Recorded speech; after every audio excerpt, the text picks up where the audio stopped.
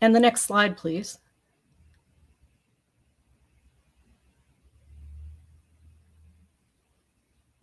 And the next slide, please. And the next slide, please. And the next slide. Great, thank you. This Buddhist pulpit, or thammat in Thai, is one of about 2,000 works of Thai and Burmese art that the heiress Doris Duke collected in the 1950s and 60s. She'd hoped that it would be part of a Thai village she was building in Hawaii, but the village was never completed. Instead, it was exhibited to the public at her family estate, Duke Farms, in Hillsborough, New Jersey.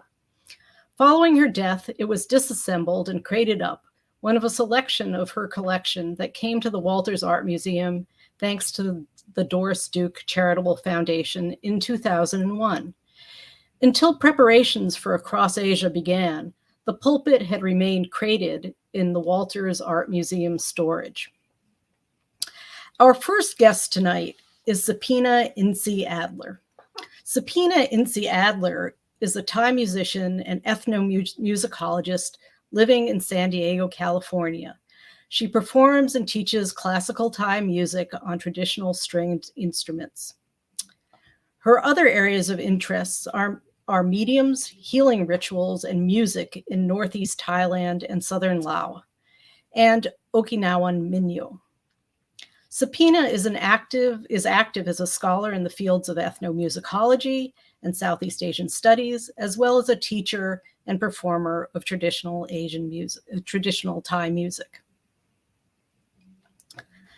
Our second guest tonight is Angie Elliott. Angie Elliott is the Terry Draymond Wisner Head of Objects Conservation and the William B. Ziff Jr. Conservator of Objects at the Walters Art Museum. Since graduating with an MA in Art Conservation in 2005, she has dedicated her career to Baltimore institutions, working at both the Walters and the Baltimore Museum of Art. Angie's focus is on the preservation, treatment, and study of three-dimensional art in the collection from ancient to contemporary. Welcome, Sapina and Angie. Sapina and Angie and I will share our unique perspectives followed by a conversation that will include replies and your questions. So without further ado, welcome everyone, and I'll start off with sharing about the thammat's placement in the new galleries at the Walters Art Museum, and I'll provide a bit of art historical information. The thematic aim of Across Asia Galleries, Arts of Buddhism in South and Southeast Asia, is focused on Buddhism. And a key piece of this section on Buddhism is going to be Southeast Asian architecture.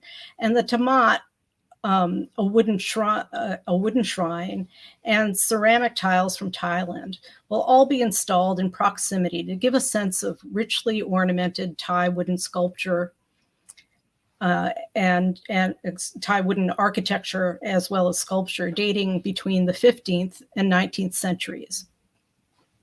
Buddhist structures in South and Southeast Asia vary in style, size, and complexity depending on when and where they were built.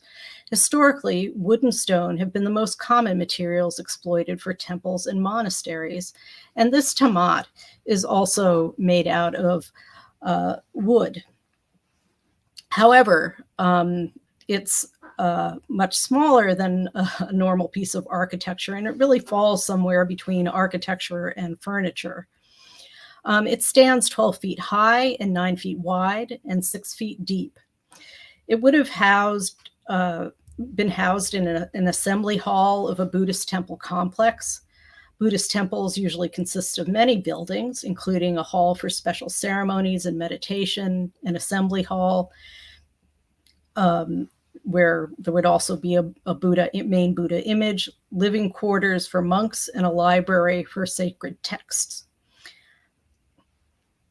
Among the most striking features of Thai temples that is also seen on this Thai thammat or pulpit are the upward curving gabled roofs that you can see here see here in the slide, which shows the thammat. The pulpit is an especially elaborate example, most likely donated to a temple by a member of the royal family. And could I have the next slide, please? This is a front view of the structure. So you can see it's wider from the front than it is from the side. And the next image, please. So here is a detail on the right-hand side where that circle is, shows you where that detail is coming from. And as you can see, among the incredibly elaborate details that we see carved into this thammat, and also there is the use of inlaid glass that we're going to talk about a little bit later, back painted glass. So it's very sort of colorful and blingy and shiny, and there's gilding as well. But some of the patterns that we see carved into the wood and then inlaid include flowers such as buds, flower chains, and even lotus petals. So that's some of what we're seeing here. And next slide, please.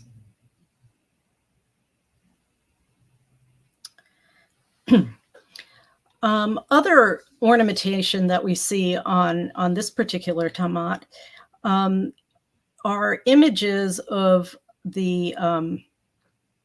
of a Garuda on the two pediments on either side of the roof structure. You can see a detailed here on the left-hand side, and an even smaller detail that's showing you the beak and eyes of that Garuda bird. And a Garuda bird is a kind of hybrid bird that is associated actually with not only Buddhism, but also Hinduism. But in Thailand, the Garuda is also known as the king of birds. And perhaps its appearance here helps to also tie it to the original royal context of this particular structure. Next image, please. Next slide, please.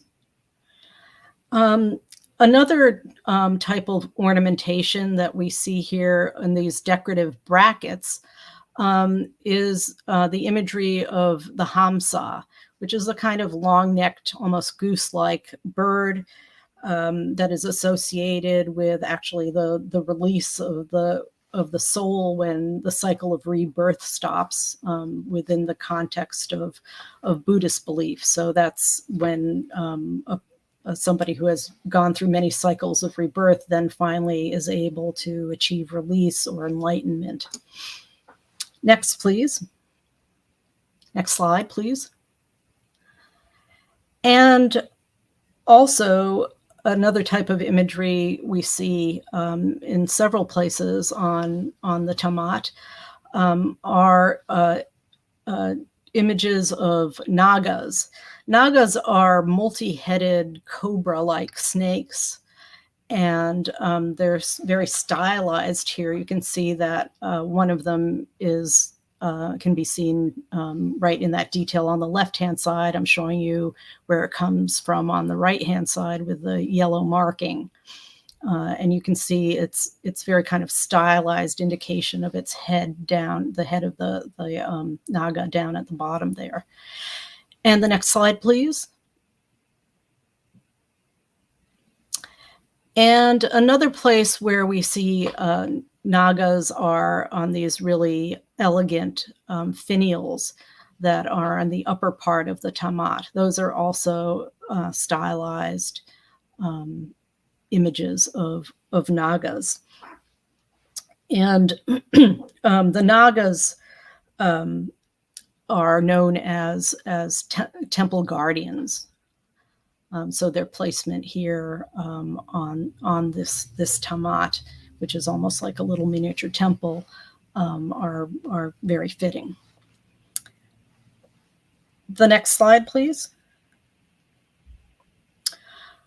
Here I'm showing you an image of this same thammat, and this is actually, I mentioned that it was originally kept in a barn in New Jersey when Doris Duke's property. This shot actually comes from when it was set up in that barn, and you're seeing it, the side of it that actually has a little ladder where an abbot or a monk could climb up and then be seated inside of that pulpit so that they could preach. And often they would also recite tales of the past lives of the Buddha, or sutras for public education and on Buddhist holidays. Next, please. And I'm showing you this image here because one of the most significant of these holidays is an annual festival called the Vasantara Festival. And during this event, monks recite the story of Vasantara, which is one of the Jataka tales, or tales of the past life of the Buddha. And this is the one that's about the next to the last life of the Buddha Shakyamuni, and this tale emphasizes the importance of generosity. And when he was the Prince Vasantara, he gives away many, many things, including his carriage that you see here in this painting, and also his children that you see on top of the carriage behind him, and his wife, who is there following the carriage.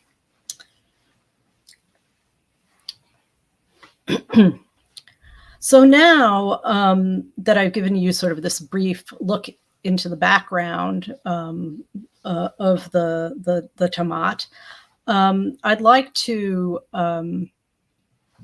bring on my colleague Angie Elliott, because this exhibition and this piece in the exhibition really has a lot to do with the tremendous amount of work that our conservation team did, including Angie, who spent a lot of time working on this thammat.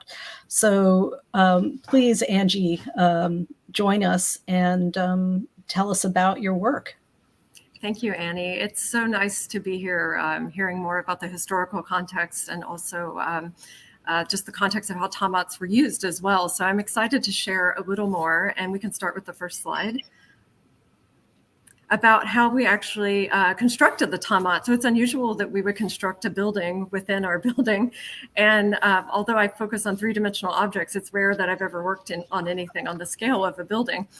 And so this is really unusual for us. And what's also unusual is that it's been about 20 years since anyone has seen this object assembled, which you saw that photo at the Doris Duke in her car barn.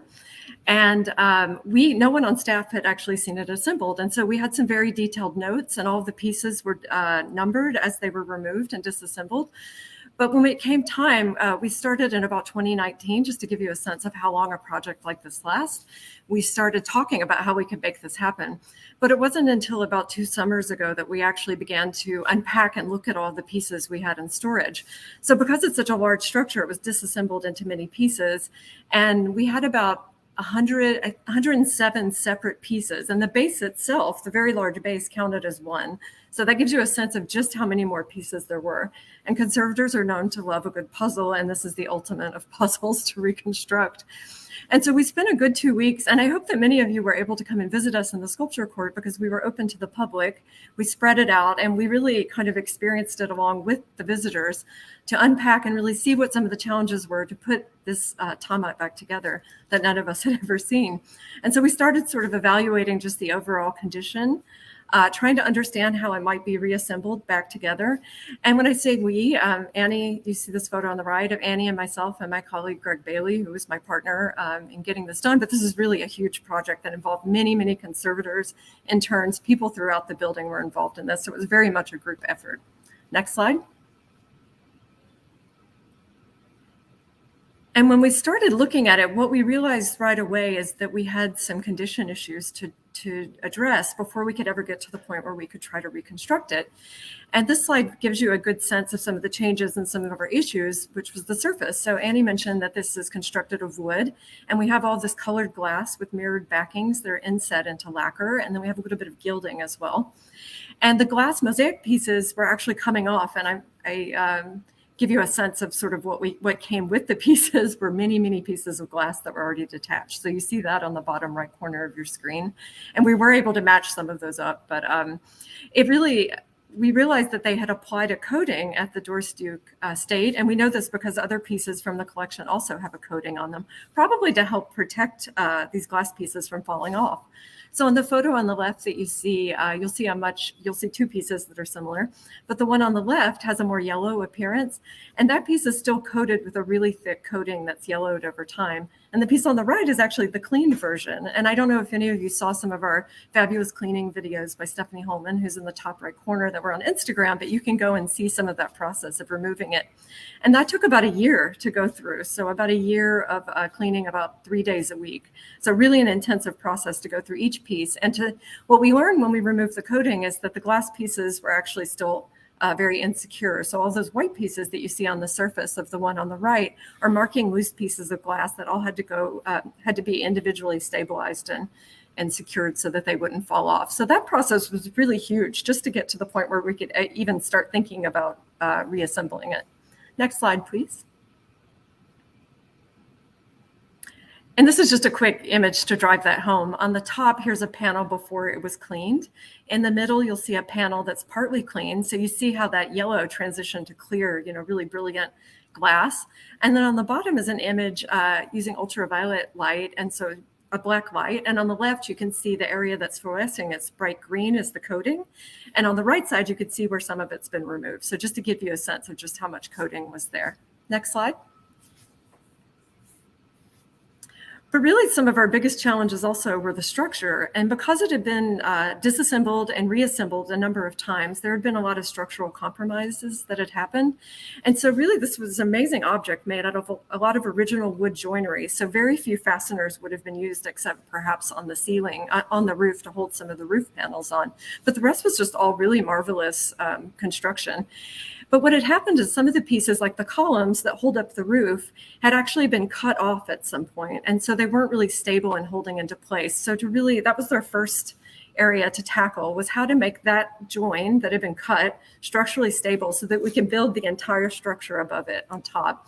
And on the left, you'll see in kind of the lower left quadrant, an area where one of those columns had been cut. And on the right, you'll see us starting to work with a mount. So we had a mount maker who was able to build a structure to help support everything, get us off to a good start for the rest of the assembly. Next. And then we had to start going through piece by piece. One of the biggest challenges is this is just a huge object. It's about 12 feet tall. So we couldn't really do test assemblies and really understand how all of the pieces worked unless we did it in parts. And so we were able to start pulling together the pieces. On the left here, you'll see the inside of the roof structure and a few of my colleagues from installation who are also helping us with this. And then on the right, you'll see us starting to assemble it in smaller groups. And what we realized is that a lot of pieces had been moved and switched and didn't quite belong where they originally were. So as we were trying to really restore some of that structural integrity, we were trying to find the pieces that were originally made for the right piece for the right hole. And so it took a little bit of tweaking because we really had a goal that as much as we want to think that the thammat will stay in the galleries forever, I'm sure there's another time, a few decades from now, hopefully, when we need to actually disassemble it again. And so we want to make it as easy as possible and to not use screws and nails to do that because we don't want to continue to do damage to the structure. Next slide. So as we started doing these test fittings, we were really looking a lot at our wood joinery and how everything was holding together. On the left side, it's a little hard to tell, but you can see a join where the roof tiles are starting to join to that roof structure. On the right, you see various joins. I mean, really beautiful joinery. I have to keep saying the craftsmanship is really amazing. But because it had been reassembled a few times, we needed to really stabilize everything a little more, add more dowels, reinforce joins. And you'll see my colleague Greg working on reinforcing and rebuilding one of the broken joins so that we could reattach it. Next slide. And just to say, it was a huge group effort. So we also used the expertise of the paintings conservators in the lab, who really know a lot about wood and painted surfaces.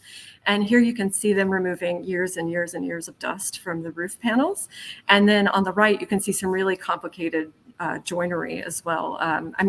Clamping to make panels come back together so that they can be glued and clamped and stabilized to lift back up to the structure. Next slide. And then the fun part's when we actually get to start putting it together. I say fun, it was incredibly stressful at the time, but we actually did it. So this story has a great ending.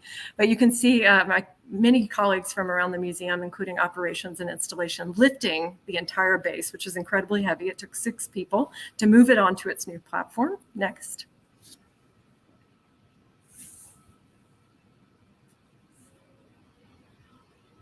And then we worked with some specialists who are in Baltimore, who are really great at really complicated art installation projects. And they were able to custom build a wood scaffolding system for us to actually access the roof so that we could do that safely. And so you can see that starting to be built on the left, and on the right, you can see us starting to put the pieces down. Next.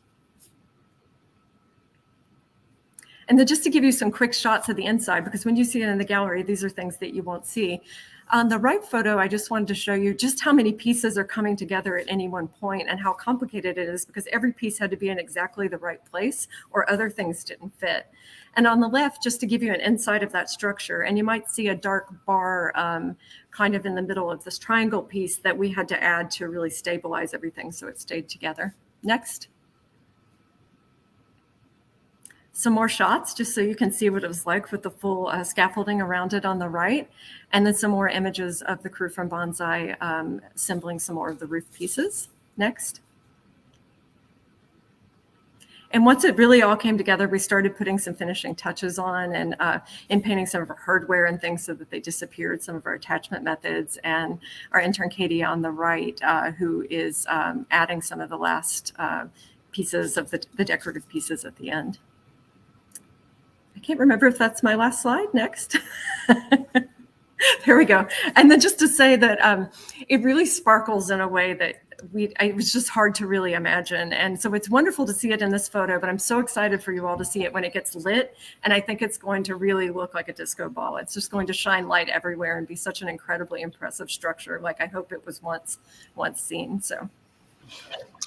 Thank you, Angie, for sharing all those details about this really exceptional project.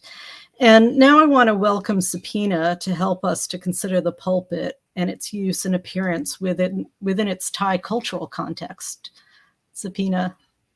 Hi, Swadika. Thank you very much for having me. So I prepared for you several slides, also with the short clip video toward the end. So I offer a different perspective on the thammat. So this slide shows 2 pictures of the same thammat at the Thai Buddhist temple in Escondido, California, where I volunteer as a music teacher and a board member for 2 decades. On the next slide, you will see the same thammat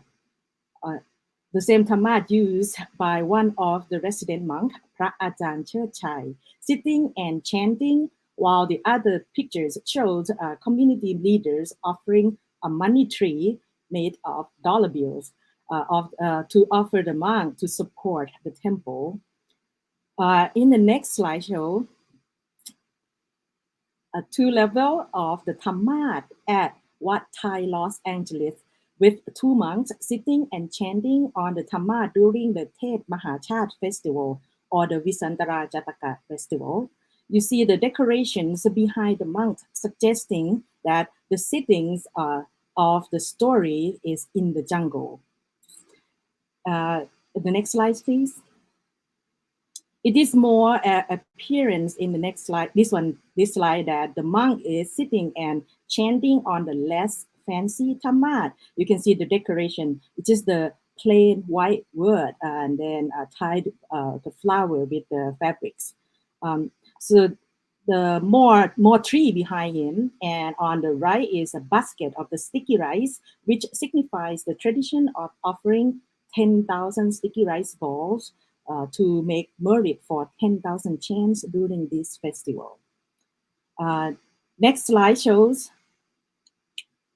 two pictures of the community gathering together for the Visantara Jantaka Festival at the Thai Temple in Escondido, California, which can last all day and all night. This is a really, really big festival. Many people come together, not just people who speaking Thai, Lao, including Cambodia, and many people who actually just want to be part of the festival and not really believe in Buddhism. They just want to be here. In the next slide, you can see that a closer view of the sticky rice balls offering at the Visantara Jataka Festival at the Thai Temple in Escondido. The sticky rice ball offering to the thammat is on the right, the white one right there. I hope that you can see it. On the white table, yeah, right there. Okay, in the next slide, I am showing you a different setting for the Visantara Jataka Festival in Phetchaburi province, which is held not at the temple, but on campus at Phetchaburi University, where student and teacher can participate. Here you see the less fancy thammat on the left, from the back right there, the red one. It's just like a chair and the monk sitting on it. Next one, please. At the Visantara Jataka Festival in Phetchaburi province, a Thai traditional music ensemble performs to accompany the chanting. This type of ensemble is called Pi Phat ensemble, consists of xylophones, gongs, drums, cymbals, and oboe. In the next slide, you see the Pi Phat ensemble and 3 fruits on the left. And on the right, you will see 2 monks on the thammat with more trees surrounding them. These 2 thammat are made from wood and decorated with the mother of pearls. Next, please. The Visantara Jataka is told in the 13th chapter. What you will see next is in the short video after this slide is the monk chanting in Lair style.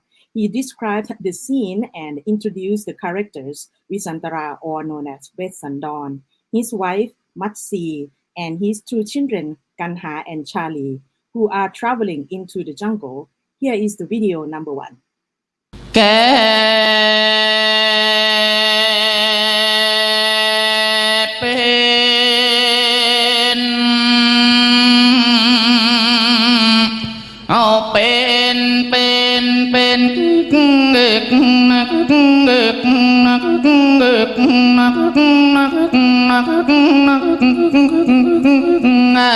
ว่าเป็นสีกษัตริย์ตาออกจากพารังเขาเดินดง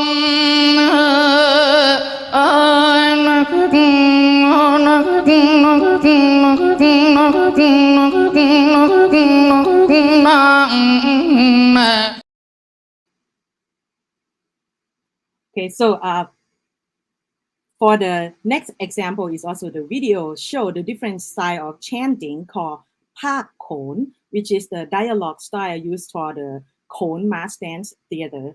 In the excerpt, Matsi returns to her husband's hut in the jungle and cannot find her 2 young children, so she asks where they are.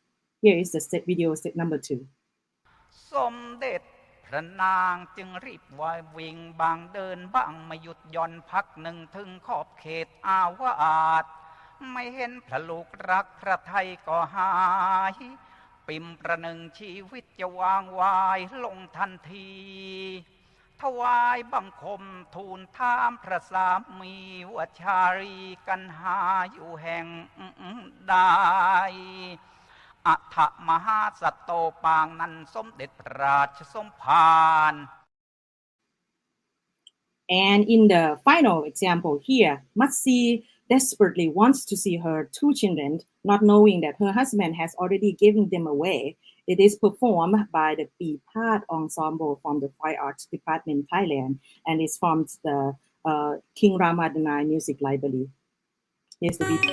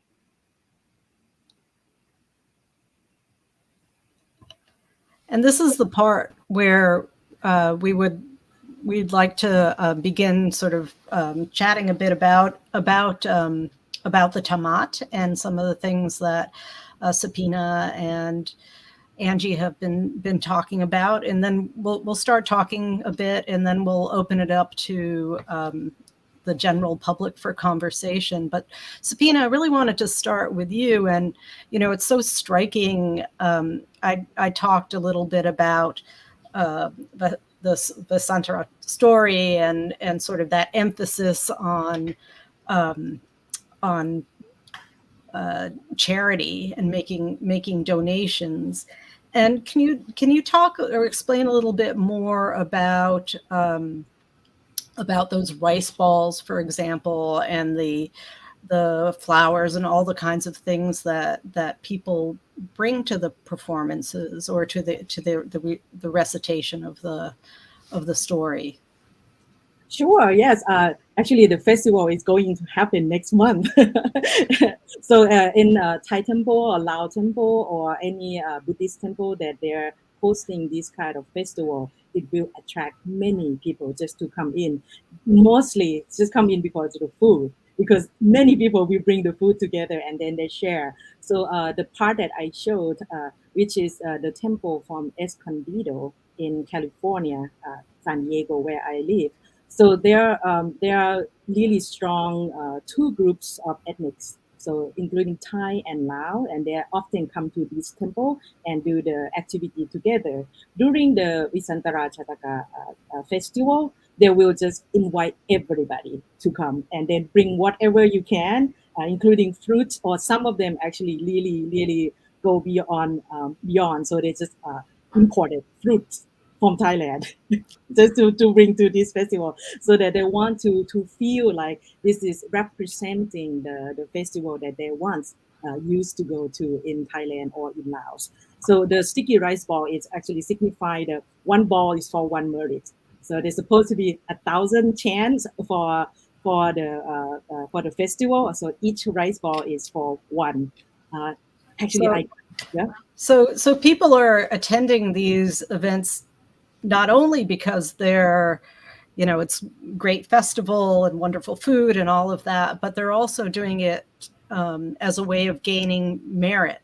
Correct. Yes. And if they can do it in one time straight, like morning until the other morning, so they believe that they will make a great merit. So like some of them saying that the whole year I don't have to come to the temple anymore. This is one time thing that I have to do.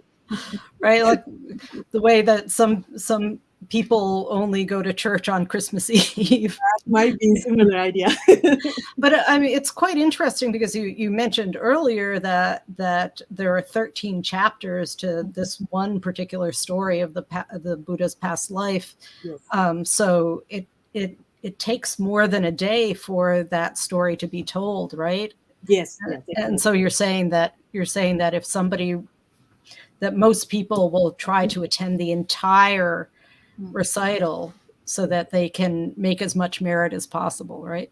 Yes. Some of them actually physically attend the festival.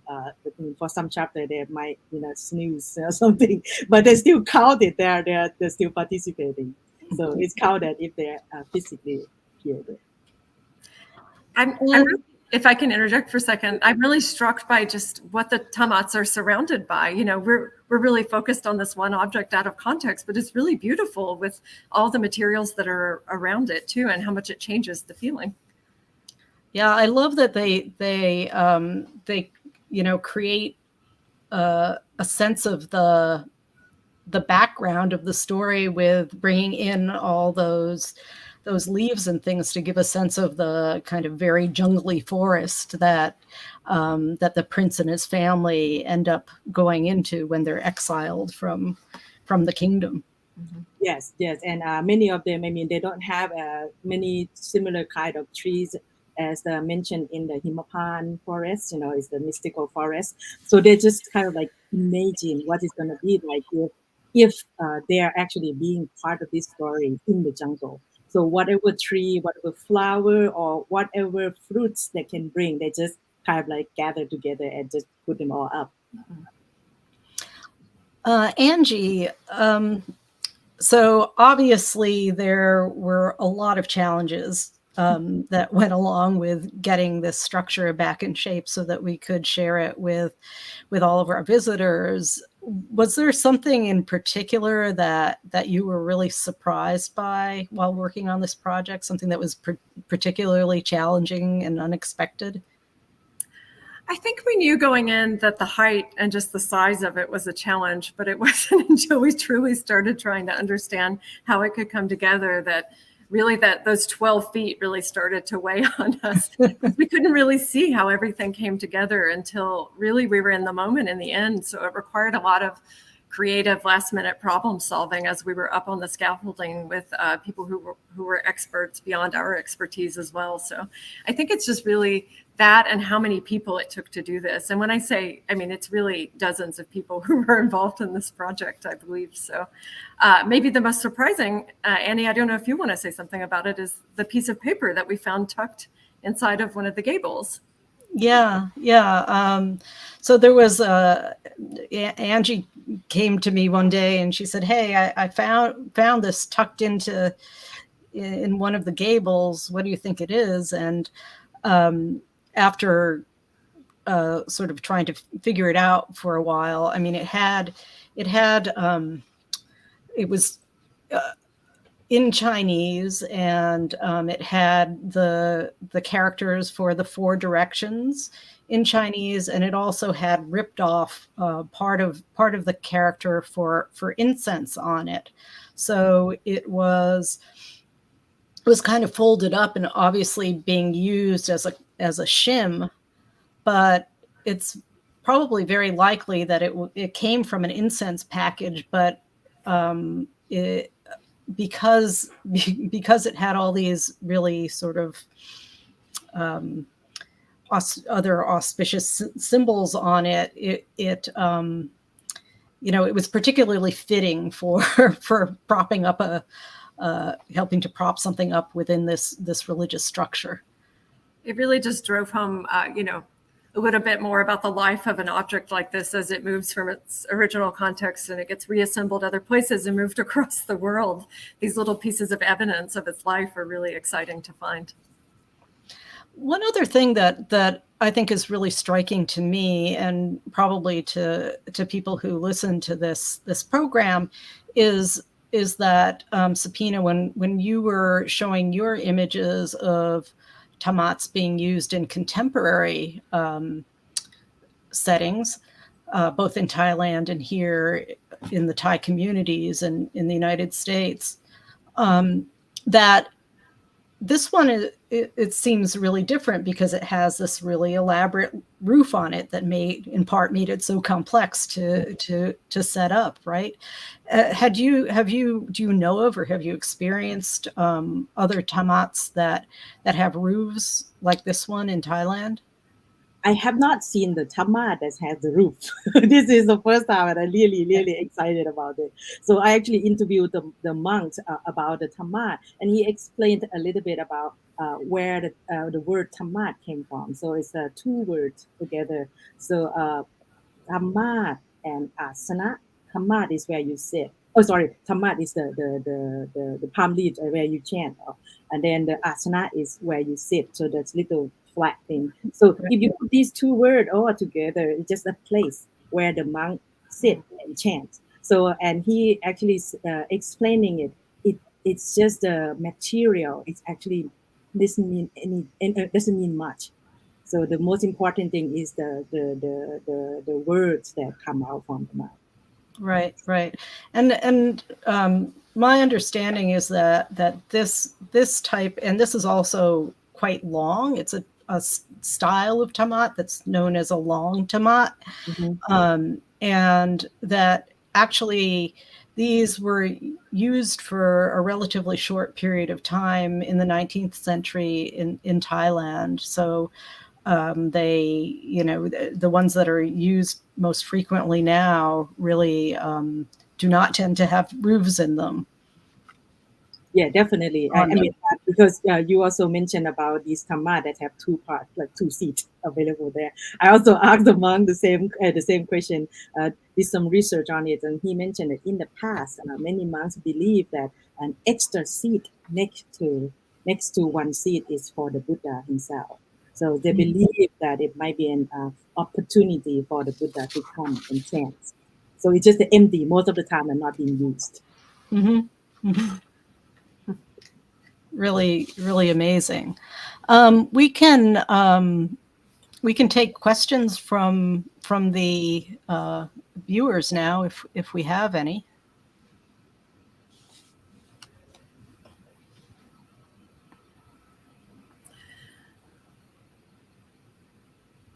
While we're waiting, I just thought I could say that it's hard to understand the scale without actually seeing a person next to it. If someone's standing inside of the thammat itself, your head would go up into the roof, or you might have to bend down. So it's really a space meant for kneeling or sitting, because you couldn't actually see out of it if you stood within it. And it's really hard to see that until you really have a person next to it, I think. So Sapina, I think we're still waiting for some questions. I'm curious.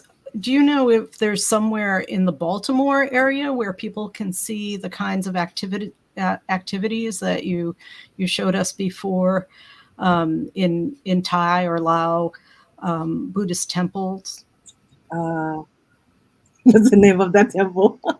You probably know the name of the temple. I only been there once, but I know there are a big Asian community who actually go into the temple, just not because of the festival, but for gathering, for food, for making merits, and I mean mostly. Yes, there are multiple. Yeah, exact chat. There's a chat. Yes. So I think our we're as you said, the festival is coming up very soon, and if anybody's interested, there are Thai temples in the greater Baltimore, Washington area that one in particular that does have a big festival, and if I'm remembering correctly, I think it's Wat Thai. Wat Thai? Yes. Wat Thai in Silver Spring. That's yes, in Silver Spring. Thank you, Paloma. Yeah. And they have a website, and I encourage you to check out their website. And I know that they would, the more the merrier, right? go and gain some merit. Go and gain some merit. Yes. Definitely. Several more temples around that coast is also in Virginia. There's a big community there, Lao, Thai, Cambodian community. Yes, there's a big temple there as well. They host not only the Visantara Chataka festival, but any other religious and entertainment festival as well. So coming up next month, April, it will be Songkran festival. So if you not want to go for the Jataka festival, you can just go for fun at any temple that they host the Songkran festival next month.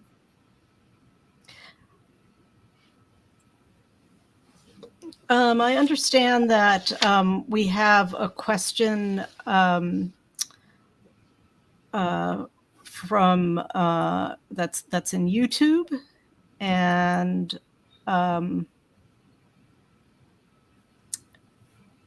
it's our own Joneith Spicer asking, how are you going to display this structure? What will be with it? I think I talked a little bit earlier about that it will be in a section on South and Southeast Asian Buddhist art, and particularly related to this piece will be a shrine, a Thai shrine that's also made out of wood, but it's miniature and even smaller than this. It was meant to have a small Buddha image in it, but it's architectural, so you can see a lot of the same kinds of qualities and characteristics that we see on this thammat. But it's even more sort of representative of a more complex temple structure, 19th century temple structure from Thailand. And then also we have in the collection some really wonderful examples of the types of ceramic tiles and finials that would have been used on some of the temple structures in Thailand in earlier days as well. So that will give you a kind of nice sense of some of the art of Thai architecture through our collections. And then we will have nearby a room where we have a very large Burmese Buddha that some of you who are familiar with the Welters collection know well. So there'll be that piece and a number of other kinds of vessels that were used for holding donations, food donations for the Buddha and so on. So also a cabinet for sutras, the Buddhist texts that would have been used in temples by the monks, giving you a sense of the other kinds of things that you would find inside of a Southeast Asian Buddhist temple. Annie, there'll also be a sound component, is that right, to the installation? Yes, there's going to be, yes, thank you for reminding me, Angie. There's going to be a sound component as well. Actually, the head monk from Wat Thai very kindly recited some of this Jataka for us so that visitors who want to hear what that's like will be able to listen to it as well. And we'll also have some information about joinery in the thammat as well to kind of understand a little bit about how it was made. So we'll have some touch elements as well. So I think it's really rich. If you want to come on your own or with your kids, actually, you can get a sense of how that joinery is connected, because this type of construction is really particular to Asia, and quite different from the way we create architecture in the West.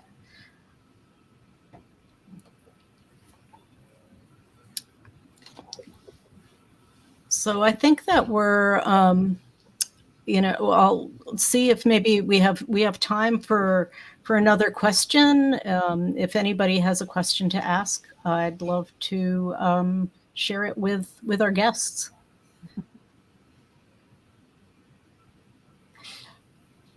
Sapina, if people would like to learn more about the performances, the types of performances that are connected with these festivals, is there a particular place that they can find more information?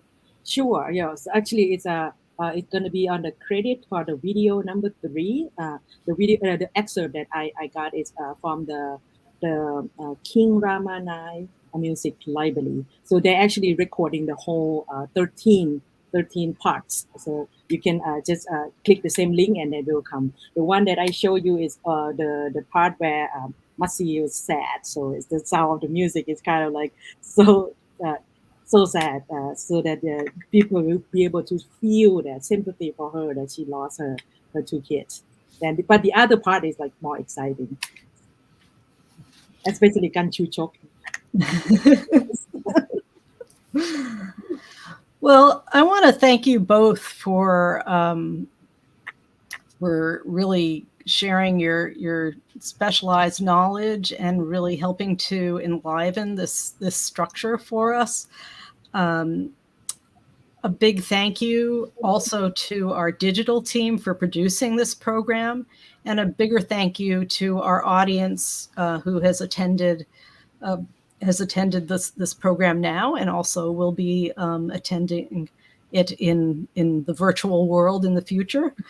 And I just want to add that free access to the Walters Art Museum, both online and in person, is made possible through the combined generosity of individual donors, foundations, corporations, and grants from the City of Baltimore, Maryland State Arts Council, citizens of Baltimore County, and Howard County Government and Howard County Arts Council. We look forward to welcoming you back for more virtual programs, for upcoming programming, including artist talks, curatorial lectures, performances, and more. Please visit our website at thewalters.org. If you'd like to support the Walters, head to the link thewalters.org/give. Finally, be safe, be well, and enjoy the rest of your evening. Thank you. Thank you all.